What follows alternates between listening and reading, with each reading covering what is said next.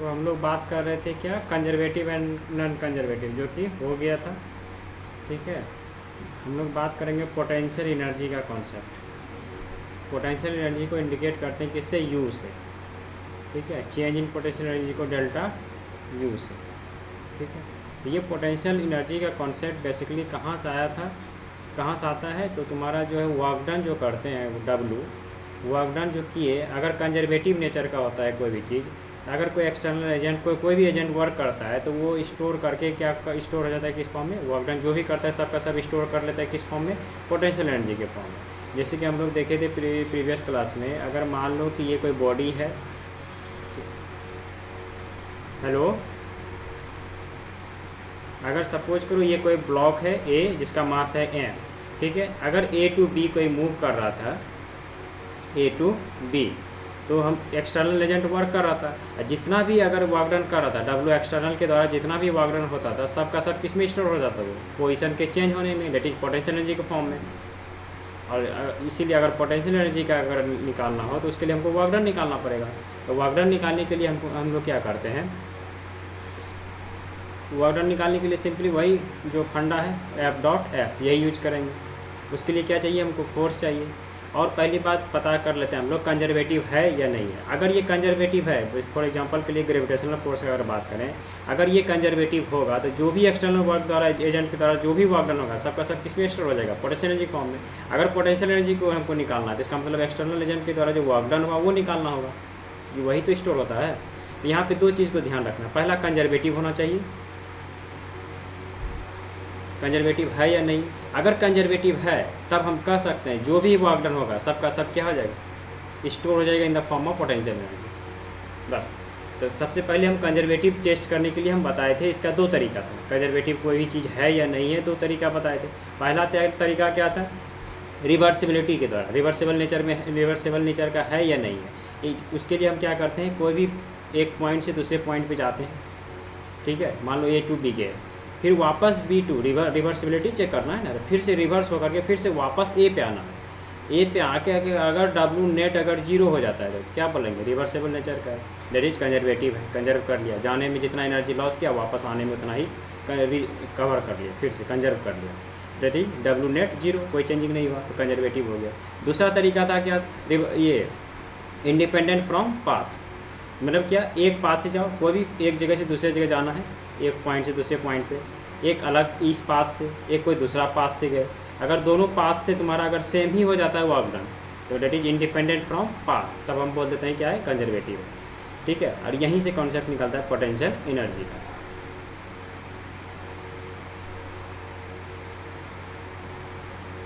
ठीक है, इसके लिए हम क्या किए थे, एक शॉर्ट में देख लो थोड़ा सा। ये था मेरा सोर्स चार्ज, ये चूँकि इम्पोर्टेंट था मेरा टॉपिक का, सिलेबस का टॉपिक है, इसलिए एक बार देख लो। ये तुम्हारा था सोर्स चार्ज, ये तुम्हारा है इलेक्ट्रिक फील्ड, इस तरह से इलेक्ट्रिक फील्ड कंटिन्यूस कर्व होता है, इस तरह से तुम्हारा इलेक्ट्रिक फील्ड है, इन्फिनाइट नंबर ऑफ रे निकल रहा है इस तरह से। ठीक है, ये कोई पॉइंट हम पकड़ लेते हैं पी, सॉरी ए ले लेते हैं, कोई ए पॉइंट पे है, क्या रखा हुआ, टेस्ट चार्ज क्यू रखा हुआ है। ठीक है, एक पॉइंट ये यहाँ पे लेते हैं, कोई दूसरा पॉइंट बी पे। अब ए टू बी जाना है, ए टू बी एक डायरेक्टली जाते हैं, ए कोई भी पॉइंट ले लेते हैं सी, ए सी बी पाथ से, दूसरा ए ई ऊपर से कोई दूसरा पाथ से जाते हैं, और दोनों पाथ से वर्क डन निकालते हैं। अगर सेम हो गया वर्क डन तो बोलेंगे independent from path, independent from path, that is वो क्या हो जाएगा, कंजर्वेटिव। तो डब वर्क डन निकालना है, तो डब्ल्यू निकालने के लिए क्या करेंगे, ए सी बी के द्वारा हम बात करेंगे अभी क्या, ए सी बी, ए सी बी, इस पाथ का वर्क डन निकालना है। तो कैसे निकालेंगे, तो वर्क डन बराबर से बेसिक वही फंडा है, F dot S, work done ये किसके कारण निकाल रहे हैं, फोर्स जिसका होगा उसी का वर्क डन माना जाएगा। तो ए टू बी जब जाएंगे तो फोर्स किसका माना जाएगा, ए टू बी जाएंगे तो ये भी पॉजिटिव टेस्ट चार्ज है, ये भी सोर्स चार्ज भी पॉजिटिव है, रिपल्सिव फोर्स लगेगा इस तरफ। ठीक है, और वो फोर्स का कोलम्बिक फोर्स का लाएगा, तो यहाँ पे कोलम्बिक फोर्स है, तो ये कोलम्बिक फोर्स के का ही वर्क डन होगा, कितना होगा, तो फोर्स चाहिए हमको, तो फोर्स का फार्मूला हम बताएं। फोर्स का जो फार्मूला होता है तुम्हारा क्या था, F इज इक्वल टू होता है कोलम्बिक फोर्स का formula, K Q Q divided by R square, ठीक है, K Q Q by R square, यही था। यहाँ पे आर देखो फोर्स निकालना है तो इसके लिए हमको आर देखो यहाँ पे 8 CB इस पास से जब जा रहे होंगे तो बार बार डिस्टेंस मेरा चेंज कर रहा होगा। आर क्या होता था, separation between Q capital Q and small Q, ठीक है, सेपरेशन दोनों के बीच का। तो यहाँ पे स्मॉल क्यू का सेपरेशन देखिए इस पॉइंट पे है, स्मॉल क्यू यहाँ पे है, दोनों के बीच का सेपरेशन अभी ये है। जैसे ये मूव करके यहाँ आएगा बार बार रेडियस ये सेपरेशन चेंज करेगा, यहाँ आएगा चेंज करेगा, तो बार बार सेपरेशन तुम्हारा आर का वैल्यू चेंज कर रहा है। तो बार बार अगर आर चेंज करेगा तो फोर्स भी तुम्हारा क्या कर जाएगा, चेंज। तब हम वर्क डन निकाल नहीं पाएंगे क्योंकि वर्क डन कौन सा लेंगे, इस ए टू बी में इन्फिनाइट नंबर ऑफ फोर्स से इन्फिनाइट नंबर ऑफ टाइम्स क्या करेगा, फोर्स का वैल्यू चेंज करेगा। तो यहाँ पे कौन सा फोर्स का वैल्यू लेंगे, तो इसलिए सबसे पहला काम रहता है मेरा इसमें क्या करना, फोर्स को कांस्टेंट करना, आर को कांस्टेंट करना, तभी फोर्स कांस्टेंट हो पाएगा। तो आर को फिक्स कैसे करेंगे, तो इसलिए हम कैलकुलस का हेल्प लेते हैं। हम मान के चलते हैं कोई जनरल कोई पॉइंट पी है, ये जो पी पॉइंट है मान लो अभी कितना सेपरेशन पे, आर सेपरेशन पे। अब पी से चलते हैं कहाँ पे, पी डैश, बहुत ही स्मॉल सब डिस्प्लेसमेंट कराते हैं डी आर, बहुत ही डी आर का मतलब ये डिफरेंशियल चेंज, बहुत ही स्मॉल चेंज 0.000 टेंस टू 0, जितना स्मॉल ले सकते हो। तो पी से हम जा रहे हैं पी डैश, तो पी से पी डैश निकाल लेंगे। पहले तो ये वर्क डन एसीबी में डायरेक्टली हम ऐसे नहीं निकाल सकते हैं, तो पहले हम क्या करते हैं स्मॉल डिस्प्लेसमेंट में निकाल लेते हैं, फिर इंटीग्रेट कर देंगे ए टू बी का। स्मॉल डिस्प्लेसमेंट डी आर में कितना वर्क डन होगा, तो छोटे से डिस्प्लेसमेंट में छोटे से वर्क डन एग्जिस्ट करेगा, इसीलिए हम लेते हैं डी डब्ल्यू, छोटा सा वर्क डन, ठीक है। कितना हो जाएगा work done, force into displacement F dot S. Force का वैल्यू क्या हो जाएगा, 8 से देखो पी पॉइंट पे रहो या पी डैश, पी से पी डैश जाओ तो आर अप्रॉक्स सेम ही रह जाएगा। पी पे जब थे हम लोग तो आर कितना था, सेपरेशन क्या था, आर था। जैसे पी डैश पे मूव किए तो सेपरेशन कितना हो गया, आर प्लस डी आर, और आर प्लस डी आर का वैल्यू लगभग आर ही हो जाएगा क्योंकि डी आर का वैल्यू क्या है, बहुत स्मॉल है, टेंस टू 0 है। ये क्या है तुम्हारा, टेंस टू 0, डेट इज लगभग क्या रह जाएगा, वही रह जाएगा, टेंस टू 0 है तो आर प्लस 0 क्या हो जाएगा, आर ही हो जाएगा। आर तो पी से पी डैश जब गए तो अप्रॉक्स क्या रह गया, आर क्या रह गया, कांस्टेंट रह गया, सेम ही रह गया। तो फोर्स क्या हो गया, एक तरह से कांस्टेंट हो गया। तो इसीलिए यहाँ पे हम वैल्यू पुट कर सकते हैं, कांस्टेंट चुके हैं।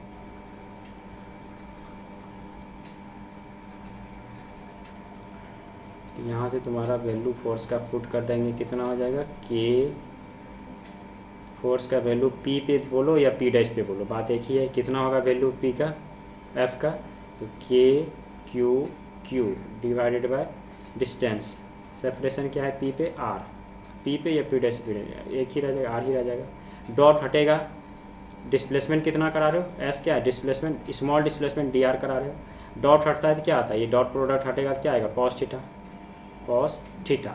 थीटा का वैल्यू कितना हो जाएगा, theta is the angle between force and displacement vector. Force किधर लग रहा है, इस डायरेक्शन में लग रहा है, डिस्प्लेसमेंट किधर है, इस तरफ ही हो रहा है, तो दोनों के बीच का एंगल 0, कॉस 0 क्या हो जाएगा 1। तो क्या हो गया तुम्हारा, k Q Q divided by sorry r square ना, r square D r, cos 0 1 हो गया। ये निकल गया स्मॉल छोटे से डिस्प्लेसमेंट में, मतलब डी आर डिस्प्लेसमेंट में वर्क डन जो एग्जिस्ट करिए। हमको टोटल वर्क डन निकालना है ए सी बी, टोटल ए से बी का। तो क्या कर देंगे, इसको इंटीग्रेट कर देंगे, कहाँ से जहाँ से कहाँ, ए टू बी, ए से बी तक पूरा इंटीग्रेट कर देंगे, टोटल वर्क डन निकल जाएगा। तो डी डब्ल्यू को वर्क डन करेंगे तो क्या हो गया, टोटल वर्क डन कहाँ से कहाँ, ए टू बी, ये तुम्हारा हो गया कितना, कांस्टेंट टर्म बाहर चला जाएगा, ए क्यू क्यू कांस्टेंट है बाहर चला गया, नीचे बच गया क्या, R square D R, sorry integration of, यहाँ पे बच गया तुम्हारा क्या, इंटीग्रेशन कांस्टेंट टर्म बाहर कर लिए, आर स्क्वायर डी आर, और 1/r स्क्वायर का इंटीग्रेशन होता है क्या देख लो, 1/r स्क्वायर को तुम ये भी लिख सकते हो, क्या लिख सकते हो, यहाँ डी आर है, 1/r स्क्वायर को आर पे पावर -2 लिख सकते हो, डी आर पे पावर -2 इंटीग्रेशन में क्या होता है, पावर एक जुड़ता है, उतने से क्या होता है, डिवाइड होता है। कितना हो जाएगा तब तुम्हारा, आर पे पावर हो जाएगा तुम्हारा -1 डिवाइडेड बाय -1, तो कितना हो गया, इसको हम लिख सकते हैं -1/r, ये हो गया इंटीग्रेशन 1/r स्क्वायर का। यहाँ पे पुट करते हैं डायरेक्ट, यहाँ पे डायरेक्ट पुट कर लेते हैं, ठीक है। तो यहाँ पे वैल्यू पुट करते हैं, -1/r हुआ था, दिखाते अभी करके, तो पुट कर दो वैल्यू, तो ये हो गया तुम्हारा के क्यू क्यू -1/r, कहाँ से कहाँ, A to B, A to B, upper limit minus lower limit. Upper limit क्या है तुम्हारा,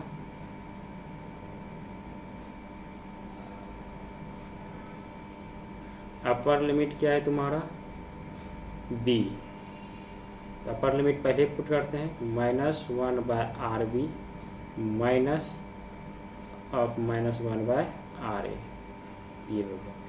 इसको जब सॉल्व करेंगे तो क्या हो जाएगा तुम्हारा, ये हो गया upper limit minus lower limit, WB minus WA, यहाँ से निकल गया WB minus WA is equal to KQQ -1/RB -1, तो इसको करेंगे तो क्या हो जाएगा देखो, तो WB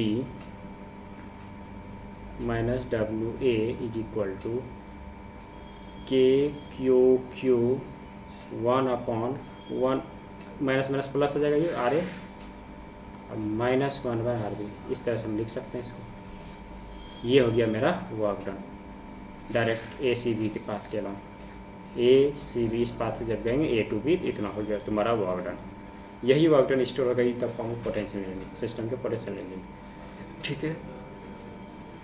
अब ये हो गया एक पाथ नंबर 1। अब पाथ 2 से जाते हैं, दूसरे पाथ से। अब दूसरे पाथ से जाएंगे, मान लेते हैं कि दूसरा पाथ मेरा कुछ इस तरह से, इस तरह से, इस तरह से, ये दूसरा पाथ हो गया। दूसरे पाथ से जाएंगे तो इसमें भी वही करना पड़ेगा, इसमें भी बार बार डिस्टेंस से सेपरेशन चेंज करेगा। यहाँ पर रहेगा तो सेपरेशन देख ही रहो ये है, जब यहाँ मुँह पर किसमें वेक्टर का तो इसमें भी यूज हुआ था, ACB में इसमें भी यूज हुआ था, देखो ना वेक्टर नहीं यूज किया, F डॉट। हाँ देख लेते हैं, ज़रूरत पड़ेगा तो करेंगे, नहीं पड़ेगा तो नहीं करेंगे। अभी देख लेते हैं क्यों क्यों करना पड़ता है स्प्लिट, वही सब समझना है ना। तो इसमें भी, इसमें देखो, तो इसमें देखो, यहाँ पे मान लो कोई पॉइंट, इसमें भी वही बात है, बार बार R का वैल्यू चेंज कर रहा है, तो फोर्स भी बार बार क्या करेगा, चेंज करेगा तुम्हारा, ठीक है। तो इसलिए यहाँ भी R को फिक्स पहले करना होगा, कांस्टेंट करना होगा, तभी फोर्स कांस्टेंट हो पाएगा, तभी हम वर्क डन निकाल पाएंगे। तो R को फिक्स करने का एक ही तरीका है कि बहुत स्मॉल डिस्प्लेसमेंट कराएंगे, इतना कम की लगेगा कि वही यहीं पे लगभग, ठीक है। तो इसमें भी डिस्प्लेसमेंट कराएंगे, स्मॉल डिस्प्लेसमेंट। मान लो कोई पॉइंट यहाँ पे भी है, कहाँ पे भी हम, मान लो ये कोई P पॉइंट है, ये P दूसरा है, ये P जैसे है कुछ, मान लो Q S कुछ भी मान सकते हैं, मान लो S पे भी है, S पॉइंट पे है, ठीक है। अभी कहाँ पे हम लोग, कहीं भी इंटरमीडिएट पोजीशन का बात कर सकते हैं हम लोग। अभी हम लोग इस पॉइंट पे हैं, मान लो ये पॉइंट S है, ठीक है। स्मॉल डिस्प्लेसमेंट करेगा तो देखना, अब भूल जाओ इसको, सिर्फ ग्रीन वाले पाथ को देखो। ग्रीन वाला पाथ में स्मॉल डिस्प्लेसमेंट तुम्हारा ये होगा, यहाँ से यहाँ स्मॉल डिस्प्लेसमेंट। ये जो लेंथ होगा तुम्हारा, इसको हम DR नहीं कह सकते हैं। DR क्या था, रेडियल के जो अलोंग स्मॉल डिस्प्लेसमेंट था उसका नाम था DR। DR क्या था तुम्हारा, स्मॉल डिस्प्लेसमेंट, वर्ड में समझो, small displacement in the direction of, in the direction of R vector, इस रेडियल के अलॉन्ग, दैट इज रेडियल के अलॉन्ग। रेडियल के अलॉन्ग जो स्मॉल डिस्प्लेसमेंट होगा उसका नाम है DR, ठीक है। लेकिन यहाँ पे जब देखो इस पॉइंट पे अगर बात करें तो इस पॉइंट पे डिस्प्लेसमेंट का डायरेक्शन जो होगा वो क्या होगा, टेंजेंशियली ड्रॉ करते हैं तो इस तरफ होगा, इधर। इस पॉइंट पे अगर डायरेक्शन का बात करें डिस्प्लेसमेंट का तो इधर होगा, ठीक है। ये रहा तुम्हारा डिस्प्लेसमेंट का डायरेक्शन, कुछ एंगल फॉर्म कर रहा है रेडियल के साथ, रेडियल के अलॉन्ग नहीं है, रेडियल से कुछ एंगल का फॉर्म कर रहा है, थीटा देख लो, ठीक है। तो हमको लेकिन वर्क डन तो निकालना ही है, ठीक है। तो इसको मिटाते हैं,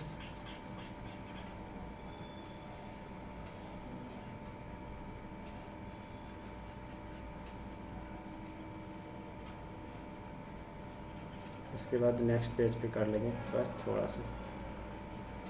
हाँ देखो, हमको निकालना है वर्क डन जब कहाँ से कहाँ जा रहे हैं हम लोग, S से S डैश पे जा रहे हैं। ध्यान से देखो, स्मॉल डिस्प्लेसमेंट S से S डैश, S डैश कहाँ है तुम्हारा, ऊपर पे है, यहाँ पे। S से S डैश जब जा रहे हैं तो डिस्प्लेसमेंट कितना हो रहा है तुम्हारा, DL, ठीक है। तो वर्क डन कितना हो जाएगा, तो स्मॉल छोटे से डिस्प्लेसमेंट में छोटा सा वर्क डन एग्जिस्ट करेगा, कितना करेगा, तो वर्क डन हो जाएगा तुम्हारा क्या, F डॉट S। F कौन सा होगा, तो वही Coulombic force K Q1 Q2 R square, ठीक है। तो K Q Q upon R square, ऐसे अभी रहने दोगे तो एफ का वैल्यू अभी रहने दो। यहाँ हो गया तुम्हारा एफ, डॉट प्रोडक्ट हटता है, डिस्प्लेसमेंट कितना है तुम्हारा डी एल। ध्यान से देखो डिस्प्लेसमेंट कितना कराया हो, एस से एस डैश पे गए तो क्या है ये तुम्हारा डी एल डिस्प्लेसमेंट, कोई दूसरा डिस्प्लेसमेंट डी आर नहीं कर सकते हम लोग। डी आर क्या था, रेडियल के लॉन्ग स्मॉल डिस्प्लेसमेंट का नाम था, लेकिन ये रेडियल के लॉन्ग नहीं है, इसका देख लो इस तरफ है, तो इसको कुछ दूसरा डिस्प्लेसमेंट का नाम ले लेते हैं, क्या, डी एल। इस डिस्प्लेसमेंट का नाम ले लेते हैं हम लोग डी एल। ये जो डिस्प्लेसमेंट हुआ है यहाँ से यहाँ, देख रहे हो ना, ये इसका नाम है क्या, डी एल। डी आर नहीं कर सकते डी आर, तो डी एल नाम, कुछ दूसरा डी एल डी एस कुछ भी ले सकते हो, डी एल ले लिए। और डॉट प्रोडक्ट हटेगा तो क्या आएगा, कॉस थीटा। ठीक है। अब देखो अगर ये डी एल है, तो ये अगर डी एल है डिस्प्लेसमेंट का डायरेक्शन इधर है, तो इसका एक कंपोनेंट इधर चाहो तो हम रिजॉल्व कर सकते हैं थीटा डायरेक्शन में। कितना आ जाएगा, इधर डी एल है तो इधर कितना आ जाएगा, डी एल कॉस थीटा, और इसके परपेंडिकुलर में हो जाएगा डी एल साइन थीटा, लेकिन उसका कोई यूज नहीं है यहाँ पे।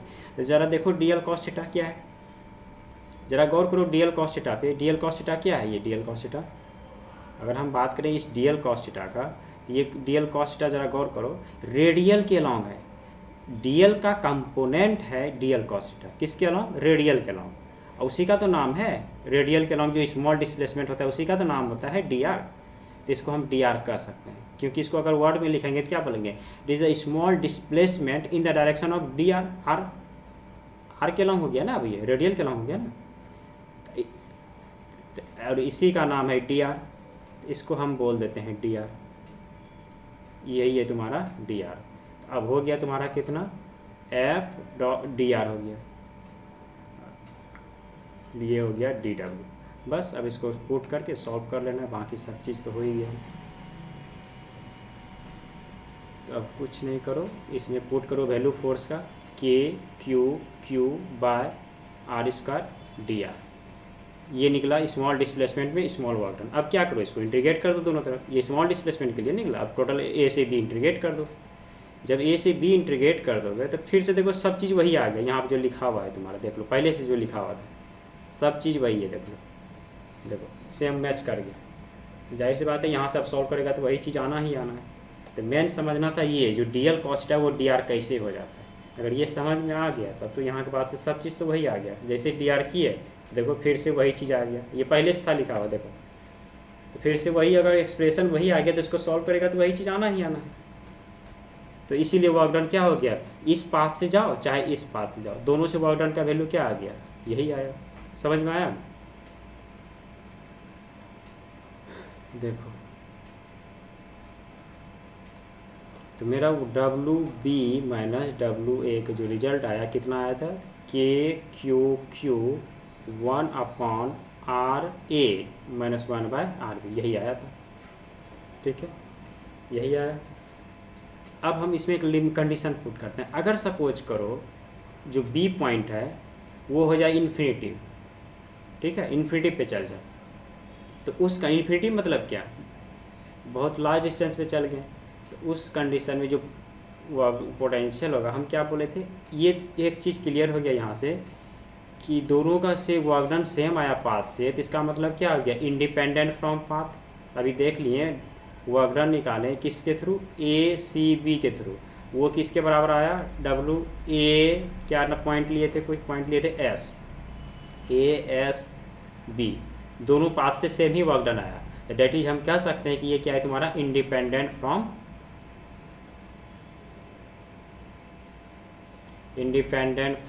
पाथ। और इंडिपेंडेंट फ्रॉम पाथ हो गया तो हम कह सकते हैं ये क्या है तुम्हारा कूलम्बिक फोर्स क्या है, कंजर्वेटिव इन नेचर है, कंजर्वेटिव इन नेचर। जब कंजर्वेटिव इन नेचर है पता चल गया तो हम लोग कर सकते हैं कि जो भी वर्क डन हुआ और कंजर्वेटिव का फंडा अपना लेते हैं। कंजर्वेटिव का फंडा क्या है कि जो भी वर्क डन करेगा अगर एक्सटर्नल करता है तो वो सब का सब क्या हो जाएगा, कंजर्वेटिव ने स्टोर करते जाता है, और वही क्या हो जाता है तुम्हारा पोटेंशियल एनर्जी में जाके स्टोर हो जाता है, क्योंकि पोजीशन चेंज होगा, वर्क डन हो रहा है इसका मतलब पोजीशन चेंज हो रहा है, पोजीशन चेंज होगा तो सबका सब उसमें स्टोर हो जाएगा इन the form of potential energy. और पोटेंशियल एनर्जी हमेशा क्या होता है, फाइनल माइनस इनिशियल। हमेशा कोई भी चीज़ क्या करते हैं हम लोग, फाइनल माइनस इनिशियल। फाइनल चीज़ अगर बड़ा होगा तो बड़ा में छोटा को घटाएंगे तो पॉजिटिव वैल्यू आएगा। लेकिन अगर सपोज करो फाइनल कम पड़ गया तो उस कंडीशन में क्या करते हैं, इनिशियल माइनस फाइनल करते हैं। तो कब होगा ये, माइनस कॉमन लेना होगा उसके लिए। जैसे माइनस कॉमन लेंगे तो क्या आ जाएगा, you initial minus you final. और इनिशियल माइनस फाइनल कब करते हैं, जब फाइनल कम हो, इनिशियल ही ज़्यादा हो। तो फाइनल कम हो गया इसका मतलब लॉस हुआ होगा ना, फाइनल कम हो गया तो इसको बोल देते हैं लॉस इन पोटेंशियल एनर्जी। ये है एक्सप्रेशन फॉर कंजर्वेटिव के लिए। हर जगह ये अप्लीकेबल है, जो भी कंजर्वेटिव होगा हर जगह ये फंडा तुम्हारा एक लाइन जो लिखे हैं ये एप्लीकेबल है, ये स्टेटमेंट। तो यहाँ पे भी चूँकि कंजर्वेटिव है तो हम अप्लाई कर लेते हैं यहाँ से।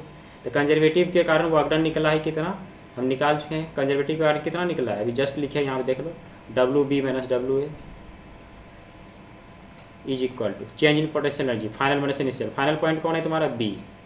इनिशियल कौन था, ए से नहीं बी जा रहा था तो फाइनल हो गया बी पॉइंट, इनिशियल हो गया ए। ठीक है, W B minus W A का वैल्यू निकाल चुके हैं हम लोग यहाँ से, कितना आया है। इसको माइनस को पहले उस पार फेंक देते हैं तो क्या हो गया, तो W B minus W A is equal to हो गया था, माइनस को उस पार फेंक दो तो minus U B minus U A, that is ये हो गया तुम्हारा क्या, U A minus U B हो जाएगा माइनस का। और W B minus W A का वैल्यू यहाँ पे हम निकाल चुके हैं कितना, K Q 1 upon R A minus 1 by R B is equal to क्या आ जाएगा, ये माइनस माइनस पर ये भाई ये हो जाएगा U A minus U B. यही हो गया पोटेंशियल एनर्जी का एक्सप्रेशन। ये पोटेंशियल एनर्जी है ए और बी पॉइंट के बीच का। जब ए से बी जाएगा तो इतना स्टोर हो जाएगा पोटेंशियल एनर्जी फॉर्म में। ये रहा पोटेंशियल एनर्जी का expression, U A minus U B. देखो यू ए पॉइंट पहले है तो यहाँ आर ए का भी पॉइंट पहले है, बी लास्ट में है तो आर भी लास्ट में। बस यही सिंपल याद रखना। तो पोटेंशियल एनर्जी का एक्सप्रेशन मेरा आ गया, क्या आ गया, U A minus U B is equal to K Q के कैपिटल सोर्स चार्ज था 1 upon R A minus 1 by R B. ये था एक्सप्रेशन, आ गया पोटेंशियल एनर्जी का। यही था सब, इसी को समझाने के लिए हम वर्क डन निकाले। अब हम बात करते हैं कंडीशन पुट करते हैं, लिमिटिंग केस। अगर सपोज करो बी का पॉइंट चला जाए इन्फिनिटिव पे, बी पॉइंट कहाँ चल जाए, सोर्स से बहुत इन्फिनाइट। इन्फिनाइट का मतलब है उसके इफेक्ट से बाहर, ठीक है, दैट इज वहाँ पे जाकर के पोटेंशियल एनर्जी क्या आ जाएगा तुम्हारा, जीरो। इन्फिनिटिव पे क्या होगा, पोटेंशियल एनर्जी जीरो। उसके इफेक्ट से बाहर चल गया, कोई फोर्स ही नहीं लगेगा तो वर्क डन ही नहीं होगा। जब इफेक्ट से ही बाहर चल गया तो क्या होगा, फोर्स ही नहीं लगेगा, और जब फोर्स नहीं लगेगा तो वर्क डन नहीं होगा, और वर्क डन नहीं होगा तो पोटेंशियल एनर्जी नहीं होगा। ठीक है, तो अगर आर बी का वैल्यू इन्फिनिटिव कर देंगे तो पोटेंशियल एनर्जी का वैल्यू क्या हो जाएगा, जीरो।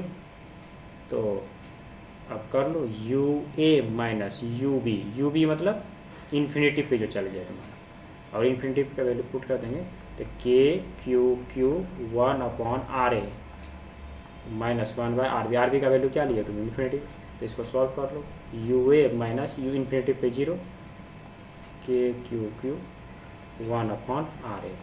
तो यहाँ से एकदम सिंपलेस्ट फॉर्म में आ गया, U A is equal to K Q upon R A. ये हो गया तुम्हारा पोटेंशियल एनर्जी का एक्सप्रेशन। ये किसी पॉइंट पे नहीं है, ऐसा नहीं समझना कि ये पॉइंट ए पे का ए पर का एनर्जी है, नहीं, ये इन्फिनिटिव और ए के बीच का एनर्जी है, ठीक ना। इन्फिनिटिव और ए से ये एनर्जी हमेशा दो पॉइंट के बीच का होगा ना, पॉइंट पे तो डिफाइन ही नहीं है एनर्जी, ठीक है, क्योंकि पॉइंट पे कैसे डिफाइन हो सकता है, जब तक डिस्प्लेस नहीं कराएगा, वर्क डन नहीं होगा, तब स्टोर कहाँ से होगा पोटेंशियल एनर्जी। तो ये ए से लेके इन्फिनिटी तक के बीच का है, ये पोटेंशियल एनर्जी माना जाएगा, ठीक है। डेट इज हम कह सकते हैं कि एक रिजल्ट आ गया यू का सबसे सिंपलेस्ट फॉर्म में, के क्यू बाय आर। ये हो गया तुम्हारा पोटेंशियल एनर्जी का एक्सप्रेशन सिंपलेस्ट फॉर्म में। अब आता है उसके बाद वोल्टेज।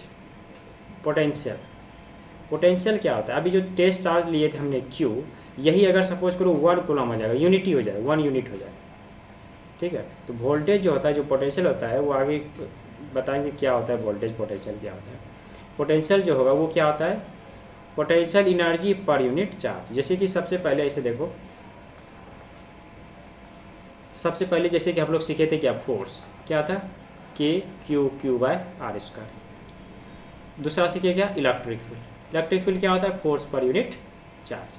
फोर्स के क्यू बाई आर स्क्वायर है, तो यहाँ क्या हो गया, के क्यू, क्यू क्यू कट के बाद आर स्क्वायर, सिर्फ ये हो गया। फिर उसके बाद तीसरा इस जैसे ये पढ़े उसी तरह यहाँ पे पढ़े क्या, तीसरा फार्मूला पोटेंशियल एनर्जी का, यू का क्या आया, तो K Q Q by are, ये आया। उसी तरह से चौथा फार्मूला हो जाएगा तुम्हारा वोल्टेज का, पोटेंशियल का। क्या ये पोटेंशियल एनर्जी था, ये था पोटेंशियल। पोटेंशियल क्या होगा, तो जैसे देखो इलेक्ट्रिक फील्ड क्या था, फोर्स पर यूनिट चार्ज, उसी तरह ये है तुम्हारा potential energy per unit test charge. कितना हो जाएगा, तो K Q Q Q cut जाएगा डिवाइडेड बाय आर, तो ये हो गया तुम्हारा। सिमिलर है, याद रखना आसान है। ये 4 फार्मूला अभी तक में टोटल 4 फार्मूला बना है इस तरह से। ये हो गया तुम्हारा पोटेंशियल और ये हो गया पोटेंशियल एनर्जी का। देखो लूप बिल्कुल ऐसा ही है, जैसे कि इससे इसमें गए थे उसी तरह इससे इसमें जाते हैं। पोटेंशियल के बारे में बताएंगे क्या होता है, कैसे क्या इंपॉर्टेंस है, फीलिंग बताएंगे आगे क्या होता है। अभी फिलहाल फार्मूला समझ में आ गया, you equal to K Q by are, और पोटेंशियल का हो गया तुम्हारा के क्यू बाय आर। ठीक है, यहाँ से चाहो तो एक क्वेश्चन तुम बना सकते हो, एनसीईआरटी का इंटेक्स प्रॉब्लम है 2.3 है। ठीक है, उसमें हर तरह से क्वेश्चन पूछा गया है। पोटेंशियल एनर्जी का साइन बताओ कि ए से बी मूव करेगा या पी से क्यू होगा, सोर्स चार्ज पॉजिटिव रहेगा या सोर्स चार्ज नेगेटिव होगा, तो हर कंडीशन में चेंज इन पोटेंशियल एनर्जी क्या होगा, चेंज इन वोल्टेज क्या होगा, वर्क डन क्या होगा, वगैरह वगैरह। ठीक है, तो वर्क डन को हम जो अभी जो निकाले पोटेंशियल एनर्जी वर्क डन, उसको 4 तरीके से हम डिफाइन कर सकते हैं। चारों का स्टेटमेंट लगभग एक ही है, बस उसको अलग अलग तरीका है बोलने का। हम चारों तरीके से अभी कोशिश कर रहे हैं समझाने का। देखो ये था तुम्हारा सोर्स चार्ज, इससे निकल रहा था तुम्हारा इलेक्ट्रिक फील्ड, ये कोई पॉइंट था तुम्हारा, कभी भी इंटरसेक्ट नहीं करता है, जान ही रहे हो, प्रॉपर्टी ऑफ इलेक्ट्रिक फील्ड का, तो कंटिन्यूस होता है।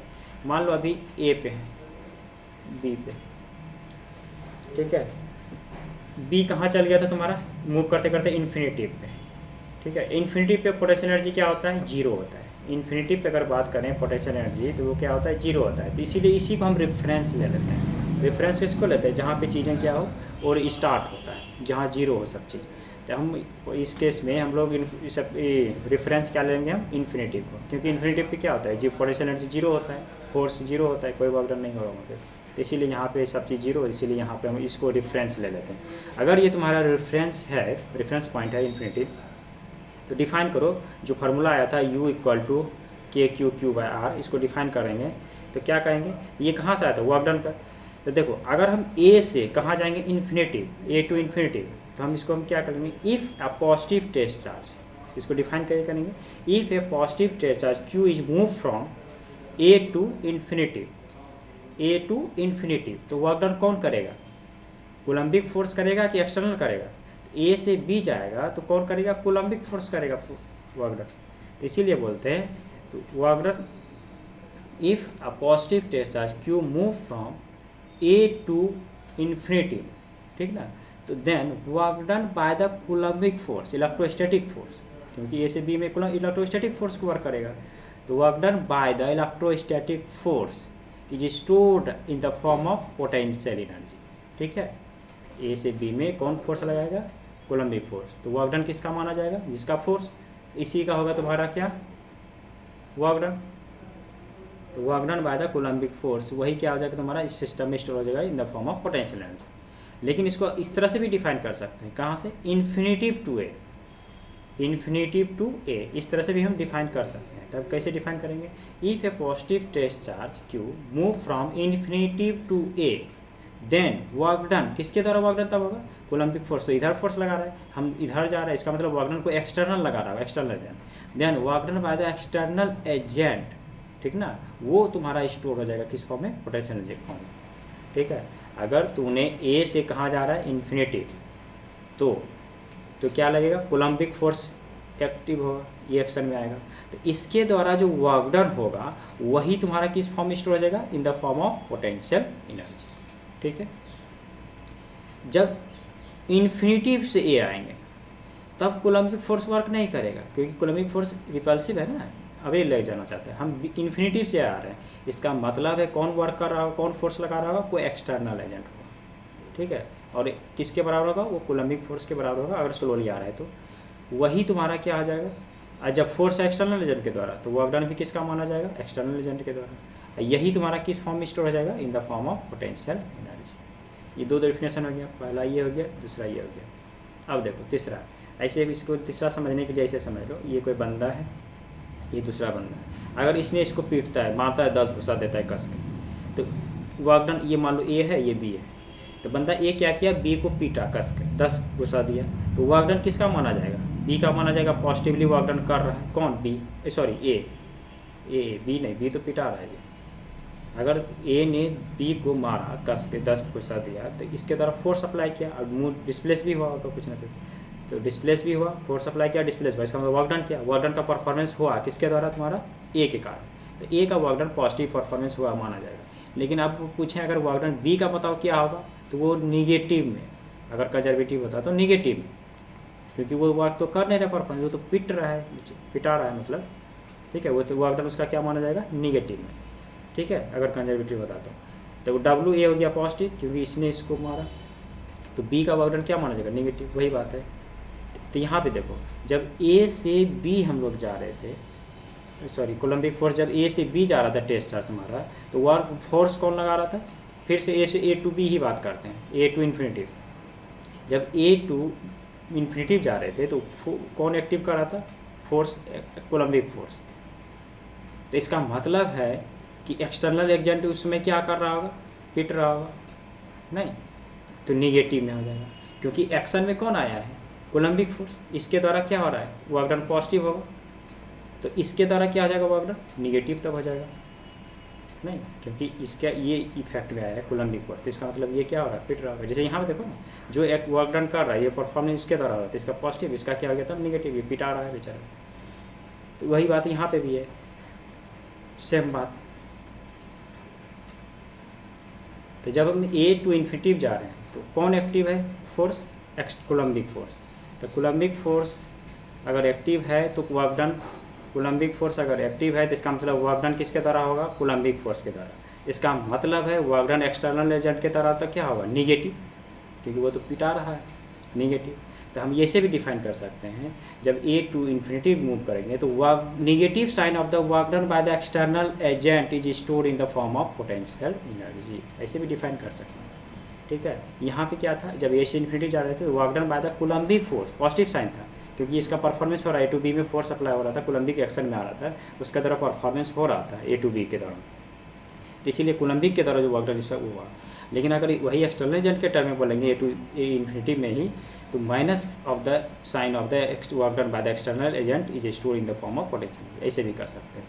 उसी तरह से ये हो गया इसके रिवर्स, उसी तरह से इसके लिए आ जाएगा चौथा डिफरेंशियल, ऐसे भी कर सकते हैं। जब इन्फिनिटिव से कहा जाएगा ए, तो एक्शन में कौन आ रहा था, एक्सटर्नल एजेंट, तो वर्क डन किसके द्वारा होगा तब, एक्सटर्नल के द्वारा, तब कोलम्बिक के द्वारा तब क्या आ जाएगा, निगेटिव हो जाएगा, क्योंकि वर्क कर कौन रहा है, इन्फिनिटिव से ए जब लाएगा तो वर्क करेगा एक्सटर्नल, कोलम्बिक तो पे आबे करना चाह रहा है लेकिन आ रहा है इस तरफ, इसका मतलब एक्सटर्नल इफेक्ट में आएगा, परफॉर्मेंस किसके द्वारा होगा, एक्सटर्नल के द्वारा, तो कोलम्बिक के द्वारा तब क्या होगा, निगेटिव होगा। तो negative sign of the work done by the Coulombic force is stored in the form of potential energy.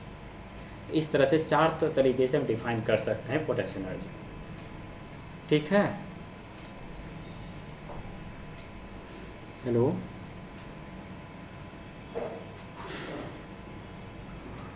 ये चार तरीका था पोटेंशियल एनर्जी को समझने का। तो इस तरह से पोटेंशियल एनर्जी हो गया तुम्हारा ख़त्म। अब आएगा तुम्हारा पोटेंशियल।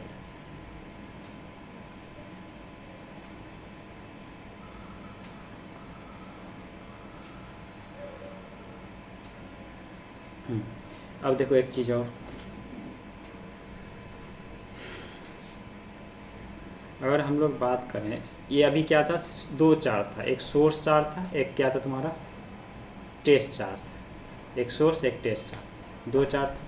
अगर सपोज करो ये टेस्ट चार्ज नहीं होता, अगर ये टेस्ट चार्ज तुम्हारा नहीं होता, ठीक ना, तो बताओ फोर्स लगता नहीं। जब भी फोर्स लगेगा मिनिमम एटलीस्ट दो फोर्स लगने के लिए, एग्जिस्ट करने के लिए एटलीस्ट दो चार्ज होना चाहिए।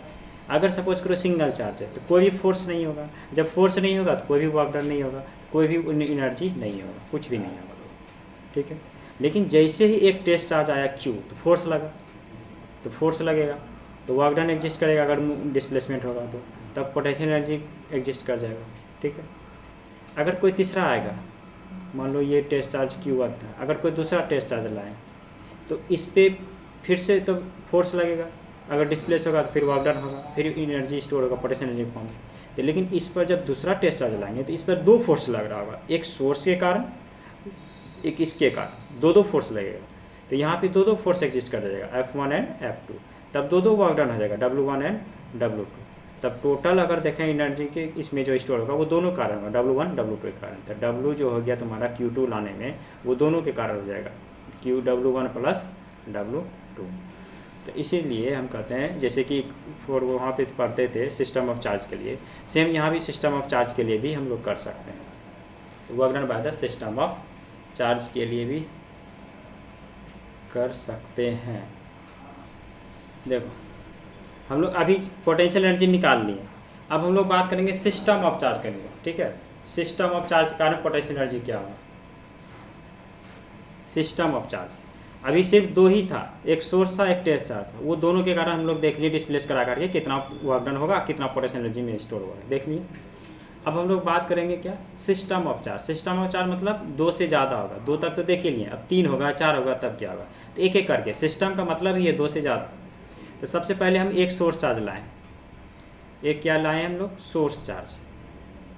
ठीक है, ये रहा तुम्हारा सोर्स चार्ज, पहला सोर्स चार्ज लाएँ। तो क्या कोई भी फोर्स लगेगा, नहीं लगेगा, क्योंकि फोर्स लगने के लिए कम से कम दो चार्ज चाहिए ना, Q1 Q2 बाय R²। तो दो चार्ज चाहिए, तभी एक सिंगल चार्ज लाएँ, तो कोई भी फोर्स नहीं होगा। जब फोर्स नहीं होगा तो कोई भी वर्क डन नहीं होगा, वर्क डन क्या होगा, 0। अब लाते हैं कोई दूसरा, एक टेस्ट चार्ज लाते हैं, सपोज करो Q, नाम देते हैं इसको Q1। ठीक है, इसको कैपिटल में, तो ऐसा करो, इसको नाम दे देते हैं Q1, इसको नाम दे देते हैं Q2। ठीक है, अगर ये Q2 है, अब जैसे चार्ज लाएंगे Q2 को, अब क्या लग जाएगा, फोर्स लगेगा। दोनों के बीच का सेपरेशन मान लेते हैं 1-2 है, R12, दोनों के बीच का सेपरेशन, तो फोर्स लगेगा और डिस्प्लेस होगा तो वर्क डन होगा। तो इसका मतलब वर्क डन होगा। अब वर्क डन एग्जिस्ट करेगा, जैसे ही टेस्ट चार्ज लाएंगे दूसरा को, तो वर्क डन एग्जिस्ट कर जाएगा। तो पहला बार में अगर सिर्फ एक सिंगल चार्ज था तो कोई वर्क डन नहीं था, कोई वर्क डन नहीं था, 0 वर्क डन। जैसे दूसरा चार्ज आएगा तो वर्क डन एग्जिस्ट कर जाएगा। क्यों, क्योंकि जैसे दूसरा चार्ज लेंगे तो फोर्स लगने लगेगा, अब फोर्स लगेगा, डिस्प्लेस करेगा तो वर्क डन होगा, वर्क डन होगा तो पोटेंशियल एनर्जी फॉर्म में स्टोर हो जाएगा। पोटेंशियल एनर्जी फॉर्म में कितना स्टोर होता है, तो Q1 Q2 बाय R। अभी जस्ट देखें फार्मूला यही आया था, R कौन हो जाएगा, 1-2, ये दोनों के बीच का जो सेपरेशन। अब उसी तरह की बात करें, कोई तीसरा जैसे लाएंगे, तीसरा चार्ज, जैसे कि मान लो कि ग्रीन पेन से हम दिखा रहे हैं यहाँ पे तीसरा चार्ज आया Q3। जैसे ही तीसरा चार्ज आएगा तो ये दोनों के बीच का सेपरेशन होगा कुछ ना कुछ, मान लेते हैं इसको क्या, 1-3। ये दोनों के बीच का सेपरेशन होगा, कितना हो जाएगा, R23। ठीक है, जैसे Q3 आएगा तो इस पर सिर्फ सोर्स चार्ज, ये जो है तुम्हारा Q1, सिर्फ इस पर फोर्स नहीं लगाएगा, Q1 तो लगेगा करेगा, Q2 भी लगाएगा, Q1 भी लगाएगा और Q2 भी लगाएगा, दो फोर्स एग्जिस्ट करेगा, तो दो वर्क डन हो जाएगा। तो यहाँ पे एक एक करके, तो W3 अगर जैसे बात करेंगे तो W3 में एक होगा R13 के कारण सेपरेशन पे जो है, Q1 Q3, ये दोनों के बीच फोर्स ये जो लगेगा Q1 Q3 divided by R13, ये हो गया किसके कारण, Q13 के कारण, Q13। अब दूसरा हो जाएगा, इसके कारण भी होगा, इसके कारण कितना होगा, तो Q2 Q3 divided by R23, ये हो जाएगा। तीसरा टेस्ट चार्ज को लाएंगे तो इतना वर्क डन हो जाएगा, वो इसके कारण भी होगा और इसके कारण भी होगा, क्योंकि दोनों फोर्स लगाएगा। उसी तरीके से सिमिलरली अगर बात करें W4 का, W4 मतलब चौथा चार्ज लाएंगे, कोई एक मान लो, और यहाँ पे कहीं पे यहीं पे मान लो कोई चौथा चार्ज लाएं Q4। जैसे Q4 लाएंगे एक एक करके, ये भी इस पर फोर्स सप्लाई होगा, इसके कारण भी होगा, क्या ये छोड़ देगा क्या, इसके कारण भी होगा और इसके कारण भी होगा, इसके कारण और तीनों, बाकी तीनों के कारण होगा इस पर फोर्स, तीनों कारण वर्क डन होगा। तो एक एक करके सपोज करो बाकी कोई भी नहीं है, सिर्फ Q1 Q4 होता तो कितना होता, सिर्फ Q1 Q4 होता तो कितना होता, तो Q1 Q4 बाय R14, दोनों के बीच का सेपरेशन। अगर सिर्फ Q1 होता और Q4 होता तो ये होता। अब यहाँ पे Q2 भी है, अगर आप सपोज करो Q2 और Q4 सिर्फ होता, ठीक है ना। एक समय में एक ही कपल को लेते हैं, बाकी सबको भूल जाओ, अनइफेक्टेड रहेगा उसके कारण। जस्ट वहाँ जो पढ़ते थे सिस्टम वहाँ फोर्स में, सेम वही उसी तरह से यहाँ पे भी है। अब Q2 Q4 को ले लो, कंसिडर करो, बाकी सबको भूल जाओ। तो जैसे ही दोनों को पकड़ेंगे, सिर्फ सपोज करो Q2 और Q4 होता तो कितना होता पोटेंशियल एनर्जी स्टोर, तो K Q2 Q4 upon R24 ये होता। Q2 का अब Q3 सिर्फ होता और Q4 होता, बाकी कोई ये दोनों नहीं होता, तो कितना होता, तो ये हो जाता तुम्हारा K Q3 Q4 divide by R34, बस हो गया। अब तो है नहीं, इसी तरह से चलता आ जाएगा और फिर चार्ज आएगा। तो इसीलिए मान लो कोई nthवां टर्म का बात करें, Qn आएगा, तो जैसे Qn आएगा इस तरह से करते करते, तो Wn का वैल्यू क्या हो जाएगा, तो एक एक करके चलते जाएंगे यहाँ से, कैसे हो जाएगा,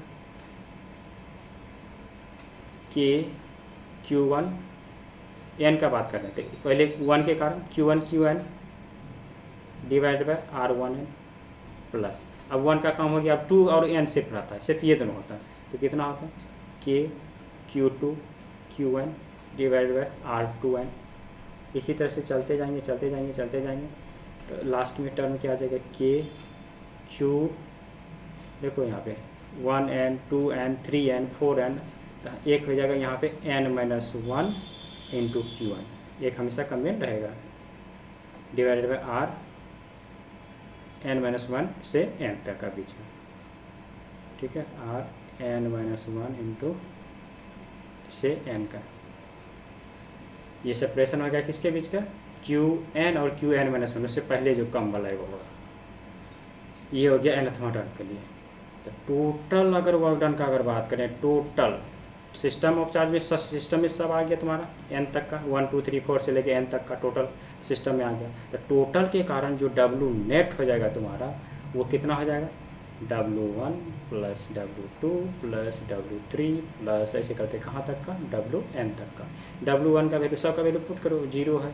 W2 का वैल्यू कितना है, निकाल चुके हो, K Q1 Q2 divided by R12 plus Q3 कहाँ निकाले, वहाँ पुट करो इसमें, K Q1 Q3 by R13 plus K Q2 Q3 by R23, ये हो गया W3। इसी तरह से W4 का वैल्यू यहाँ पुट करो, K Q1 Q4, इस तरह से करेंगे कहाँ तक, nth का टर्म, nthवां टर्म खाली लिख देते हैं, कितना हो जाएगा, nthवां टर्म का बात अगर करें तो कितना हो जाएगा, यहाँ पे लिखा हुआ है, देखो जैसे 1 2 आया दूसरा चार्ज तो Q1, उससे एक कम, 3 आया तो 1 और 2 आया, 4 आया तो 1 2 3, उसी तरह nthवां आएगा तो 1 2 3, उससे एक कम तक n-1 तक रहेगा, ठीक है। ये हो गया तुम्हारा W नेट। लेकिन ये इतना लंबा सा एक्सप्रेशन जो है, इसको शॉर्ट में भी लिख सकते हैं हम लोग, ज़रा देखो Q12 Q13 Q23 Q, इस तरह से, तो इसको हम शॉर्ट में लिख सकते हैं इस तरह से, इसको शॉर्ट में भी लिख सकते हैं।